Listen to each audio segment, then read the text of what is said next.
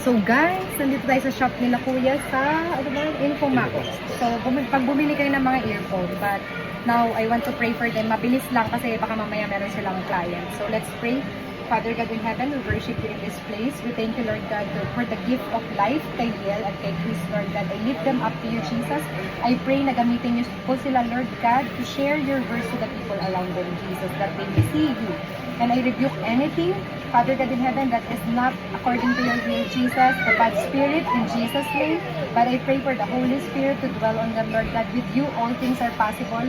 And I speak good health right now, even the spiritually gift, Lord God. I pray that they may find you, Jesus, in your word. Sabi mo nga sa John 14, verse 6, I am the way, the truth, and the life, that no one can come to the Father except through me. That's why, Lord, I have given them, Lord, that they will see you, Father God in heaven, in their hard times, Lord.